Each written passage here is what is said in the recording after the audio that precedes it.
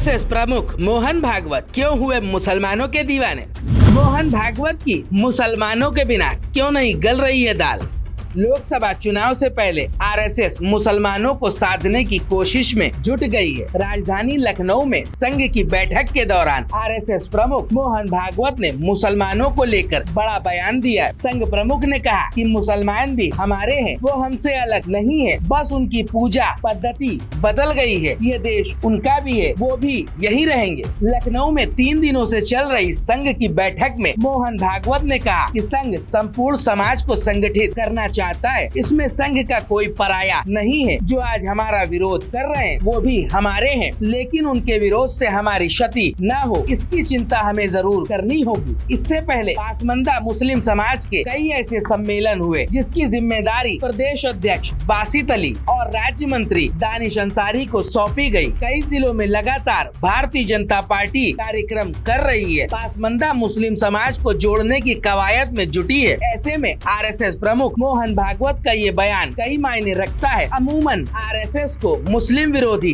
दर्शाया जाता है, लेकिन मोहन भागवत के इस बयान से क्या अब ये मान लिया जाए कि भारतीय जनता पार्टी ये मान चुकी है कि अगर मुसलमान एक तरफा वोट किसी अन्य दल को देते हैं तो इससे उनके राजनीतिक सफर पर विराम लग सकता है? क्या मुसलमानों ने जो एकजुटता 2022 में दिखाई ये उसका परिणाम है कि अब मुस्लिम विरोधी गतिविधियाँ भी कम हुई है और इसके अलावा भारतीय जनता पार्टी का या फिर उनकी ही पार्टी का कोई कर्मचारी अब यूपी सरकार बुलडोजर चलाने में कोई कोताही नहीं करती है? ताजा मामला सुल्तानपुर का है, जहां पर भारतीय जनता पार्टी के नेता के कार्यालय पर भी बुलडोजर चला दिया गया। 2003 में भाजपा नेता अजय नारायण पर एक हत्या का आरोप था, तो अब कई तरह के उदाहरण दिए जा रहे हैं, जिससे मुसलमानों में संदेश भी दिया जा रहा है कि उत्तर प्रदेश सरकार मुस्लिम विरोधी नहीं है, वो सिर्फ लॉ एंड ऑर्डर पर काम करती है। लेकिन आरएसएस प्रमुख मोहन भागवत का उत्तर प्रदेश से इस तरह का संदेश देना पूरे भारत के लिए आने वाले समय में राजनीतिक बदलाव जरूर तैयार करेगा, क्योंकि राहुल गांधी अपने हर बयान में आरएसएस पर जरूर हमलावर रहते हैं और आरएसएस अगर मुस्लिम सॉफ्ट कॉर्नर चलेगी तो क्या राजनीतिक मायने भी बदलेंगे? वही मुसलमानों को साधने की कवायद में क्या इस बार 2024 लोकसभा चुनाव में भारतीय जनता पार्टी मुस्लिम प्रत्याशियों को भी मैदान में उतारेगी? क्योंकि जब भी मुस्लिम को करीब लाने की कवायद होती है तो विरोधी हमेशा एक ही सवाल उठाते हैं, राजनीति में आखिर